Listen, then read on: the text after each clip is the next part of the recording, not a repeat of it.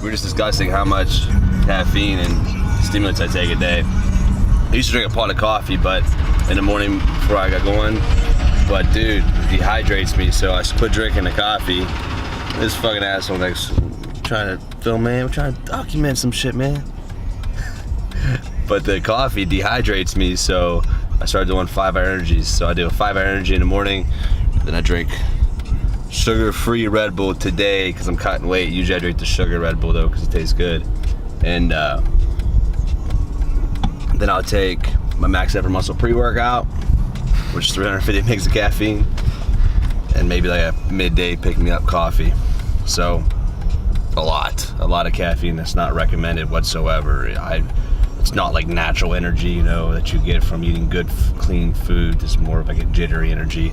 But that's why I live off that shit. I like that feeling. I like being jittery. Going 1,000 miles an hour, it's my style. So that's how I eat or drink my stimulants. I eat sub decent. I'm eating okay right now. Down to 195 this morning. It was like 194.7 actually, which is pretty solid. 9 days away now. So 9 days away from, or 8 days away from the weigh-ins. So that's why I gotta make 180. Then I have 24 hours to rehydrate myself. I'm about to die every time we do these vlogs, man. This man is ruthless. Gosh, going 1,000,000 miles an hour. Oh, you want to recap? Let's do a quick recap on. So our meeting went pretty well the other day with Under Armour, partnering with them on a few events. That's all good. We spoke to a lady with Active Life Fitness or some type of magazine, seeing if we're gonna fit their demographic for a cover shoot. I guess it kind of depends. They're kind of their demographics more middle-aged women, housewives. So our demographic, my I guess hardcore style doesn't quite fit it, but gotta see how that goes. And that's potential though. We're gonna get a deal with those guys. But I'm super excited for the events. I'll have some more logistics in the next week or two about either a push-pull meet on the roof at the Sheraton, which would be super cool late summer, or like a bench press, bench meet only. Might do body weight and max out, something like that, or do max out and body weight for reps. So that'll be really cool. So that was good. And now we're heading up to, it's called, let me get the name, it's ABY Wellness. And it's here in Indiana. It's in Carmel, Indiana, and they do the cryotherapy, the floating, so like the deprivation tanks, infrared sauna, cryoffacial. I probably won't be getting a facial today. Maybe I will. Who knows? You never know what I'll get myself into. Norma Tech. I'm not sure what that is. And local CRYO. That's what they call Cryo. And local Cryo. Yeah. So that's what this. A Better You Wellness. That's what ABY stands for, A Better You Wellness. They reached out to me. We're gonna go up, we're gonna document our experience. I'm pretty excited to check it out. I've never done one of these deprivation takes, although my partner on the podcast, J _Hazeltine, is always talking about them. So I'm excited to try it out and maybe getting one of those, what's the tanks called? Like, it's really cold. We don't know, but so we're gonna educate you guys along the process. We're gonna learn all about it today and see the benefits of, you know, going to a place like this and how regular we should be going. Maybe for the average person, if you work out 3 or 4 times a week, how many times you should be going here a month, or someone at an elite level training 6-7 days a week, Olympic athlete, professional athlete, how often they should be doing these treatments. Some exciting stuff. But yeah, I'm pumped about it. I'm trying to get myself some energy in me so I can start going a little faster. I had a rough day yesterday, high stress day. Same thing with this morning, so I'm just now getting my bearings about me, get my wheels underneath me before I start really cranking today. But I'm pumped. I'm excited for the meet. I'm excited to document it. I'm excited for the weight cut. It's always a challenge mentally, and it's so weird, even though I feel so physically weak when I'm weighing in, obviously because I'm fucking cut 26 pounds, but after the weigh-in, it's such an achievement, but I'm so much more mentally focused and dialed in and zeroed in after that treacherous weight cut that I'm just obviously loading up on foods and liquids all day Friday and Saturday morning, and just excited to compete. The weight cut really puts me in a good frame of mind. So I was like, does the weight cut affect you? The pounds on the bar? Absolutely. If you don't do the weight cut right, man, it will affect major pounds on a bar. It could be the difference between, you know, me achieving 100 pound plus total, you know, a PR total. It could be the difference between squatting 7 and 740. So it really has to be done correctly and efficiently. So it's just about learning your body and learning how to do the weight cut. If you're, you know, capable of doing big weight cuts, you know, some people are, some people aren't. It's just, I think it has to do with genetics and your mentality.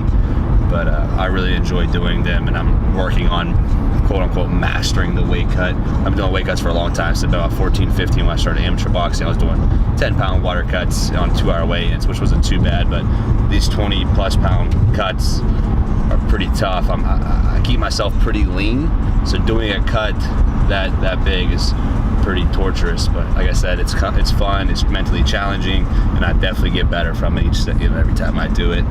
But we're gonna jump off here. I think Charlie's arm's shaking real good. Can't fucking drive. Because he's fucking nervous, dude. But I know one thing, I'm gonna do so much biceps tomorrow, my calves are gonna be sore. I'm pretty hyped about it. See you guys soon. Physical benefits are huge. All the pressure off your body. You're just not affected by gravity while you're in there. One of the cool things about that is, so even if you're laying in the comfiest bed at night, your body's still gonna pool blood at any points of contact. Okay. And here, you don't have that. So your blood is flowing perfectly evenly through your body while you're in there. So does this increase, or does that allow more recovery, faster recovery time? So it's just, you're getting, there's no, like we were talking about the circulation, there's no lack of circulation anymore. You're not having any parts of your body that aren't getting, you know, the same amount of blood as other parts. Gotcha. So do these correspond together? Like, is there a certain order you want to do, like, each thing in? There's So, different. For instance, you can't do cryo and sauna on the same day. One raises core temperature, one lowers core temperature. But other than that, dude, I have people that do all kinds of combinations. So some people will do cryo and then hop into the float tank. Some people really like to do the sauna because of the muscle relaxation aspect to it, and then hop in the float tank. Because what's happening in there is your muscles and joints, they're going to actually like expand. They're going to take up more space. They're going to relax. And so that's one of the cool things you get out of your body. It's just, you're so loose. It's just really good. The other thing is magnesium from the Epsom salt. So I don't know if, you know, how much you guys know about magnesium, and I still don't know a lot either, but the more research they do, magnesium does so many things for your body, and just about everybody on the planet is deficient. Cool, so what are a few benefits that we can get from magnesium? So the biggest benefit is going to be cortisol.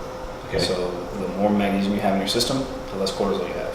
Gotcha. And cortisol, for everyone, is the stress hormone. So anytime you're producing cortisol, so you get mad, you stress out, you work out, and you're putting your body, you know, ramping your systems up, you're going to produce inflammation. Sure.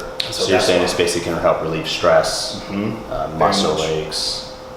So a lot of people already do Epsom salt baths for specific body parts. Yeah. To help with muscle inflammation, muscle aches. This is about 30-45 minutes in here, you'll replenish your magnesium stores. So that's the average time, 30-45 minutes in these? So every time you get the room for an hour and a half. Gotcha. And I've got everyone from my people who just come in here and play music and don't do sensory deprivation to my people who come in once or twice a week for the sensory deprivation.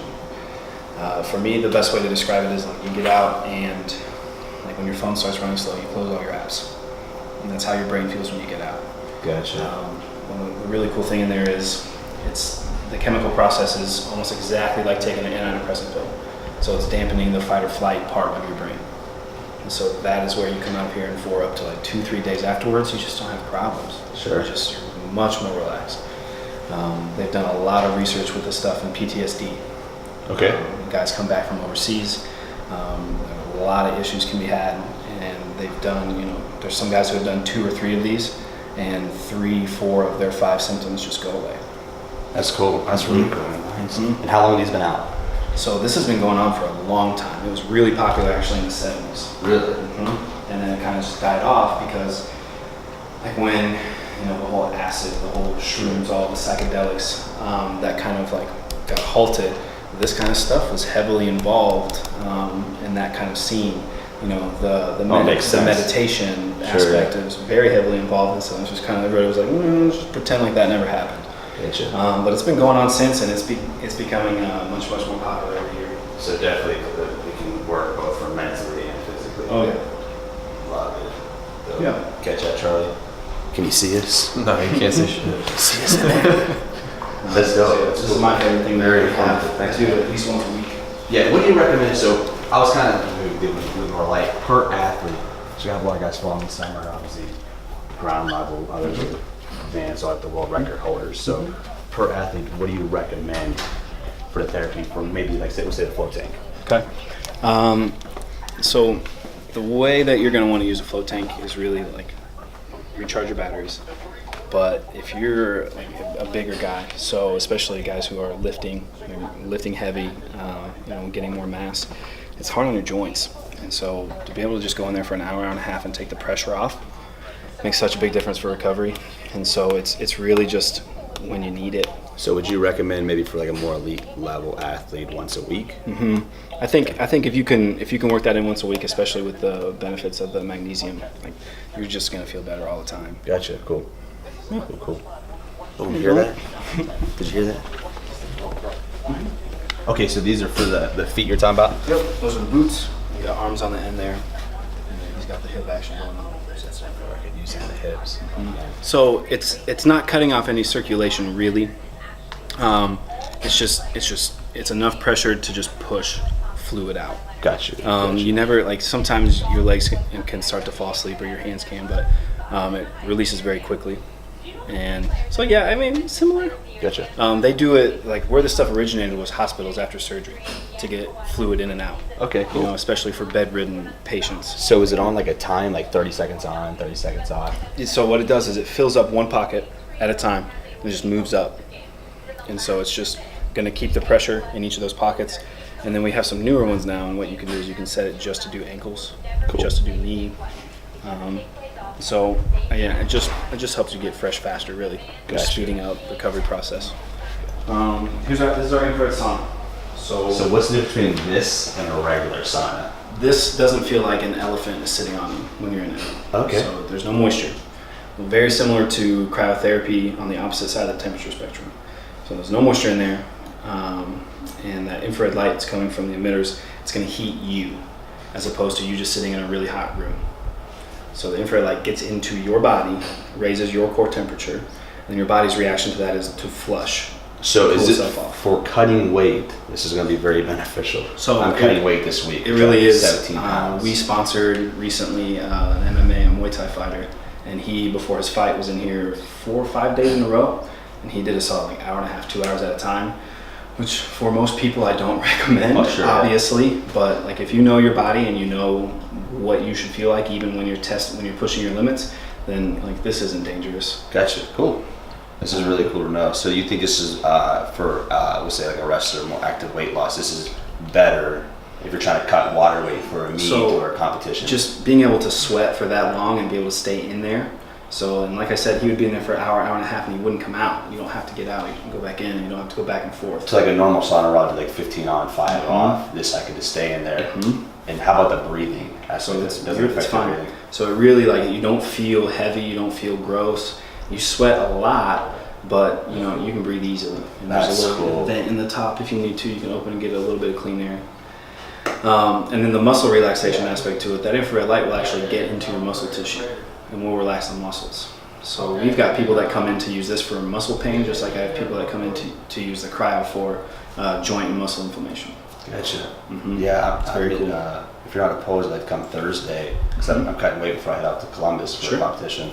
It'd be fine. Cool to document, and especially to show the difference between using this, because they do normal sauna, the dry heat, and obviously steam rooms. I can't breathe though. Right. By the time I'm in about like an hour and a half, 2 hours, I'm not the breathing aspect, and I also stop sweating. I'm totally depleted. Right. My body. So you feel drained when you come out of here, but you also feel really good. You get a solid endorphin rush with this, just like you do with cryo.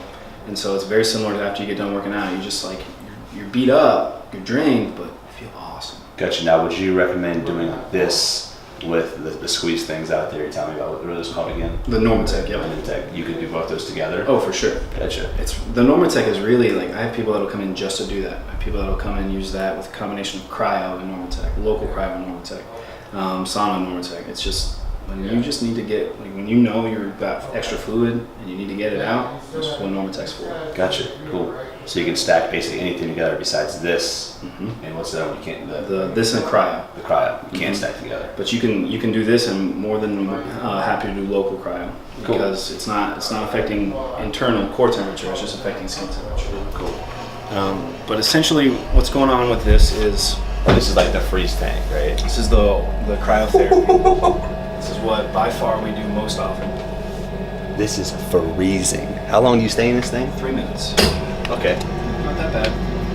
And that's actually one of the draws to it is it's 3 minutes. Yeah, So that's if, not you know, bad at all.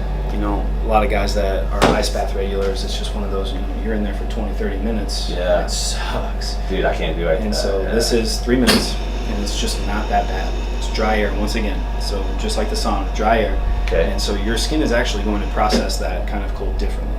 So most of the time when you're cold, there's moisture involved. So it's either a cold shower, Yeah, 'cause snowing outside. Isn't right? like for water, it lowers your body temperature like twice or something crazy as fast. So it penetrates very deep. Water mixed with cold penetrates very deeply into the skin and muscle. This penetrates about 5 millimeters tops when you're in there.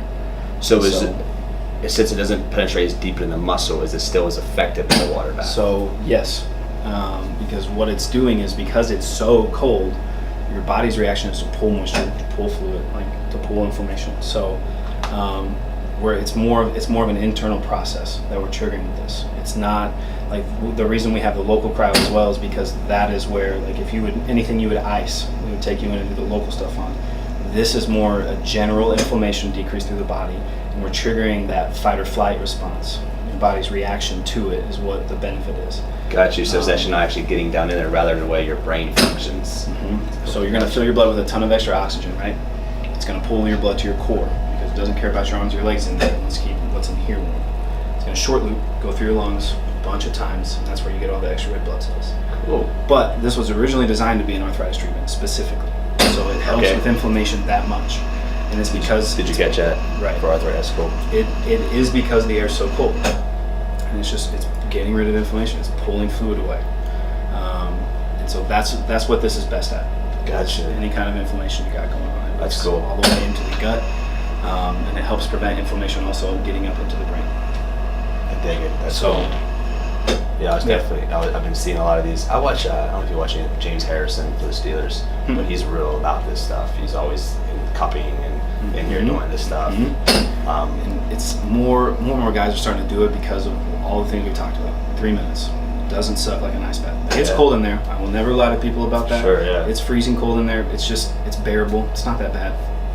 Gotcha. How about shrinkage? What's the turnover? How fast? So the funny thing is like it's your body pushes your blood back to your muscles so quickly and so forcefully when you get out that the shrinkage turnaround it's pretty good. You hear that? Guys, you hear that? So we're good right after. We'll be good to go. It's pretty good. It's the same with your muscles. Like you warm up really quick, and so like with ice baths, you're stiff. Yes. Your joints are stiff. They're achy. I And sometimes here, you feel worse relax. after an ice bath. That's a few. You relax when you negative get out of here. Your muscles relax. That's cool. It's very interesting. Yeah, you just kind of feel amazing. I dig it, man. That's cool. Yeah. Okay, so this got down to 200. Negative. So for you, it got to about negative 220. For him, it got to about negative 212. 212. It'll go to negative 260 at its coldest. Gotcha.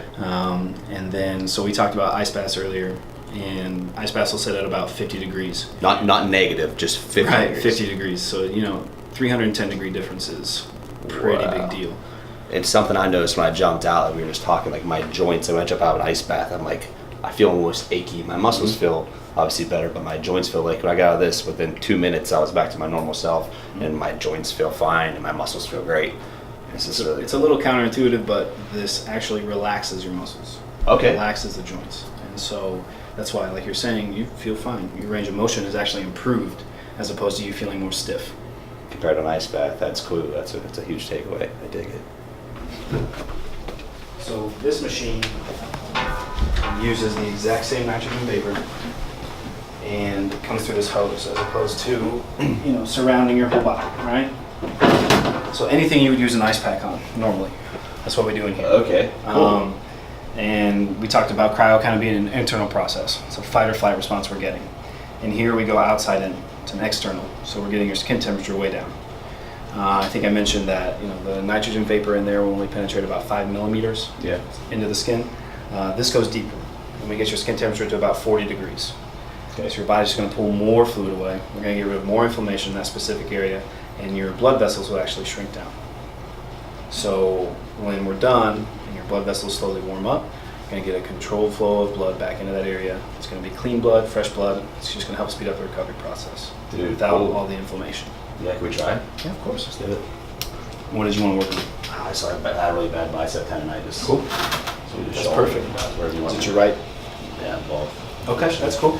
You can do We it. can do whatever. It's gonna be okay. It's gonna be okay. Just gonna grab one of these. So the nice little laser here is keeping track of your skin temperature, so we don't get it down too low.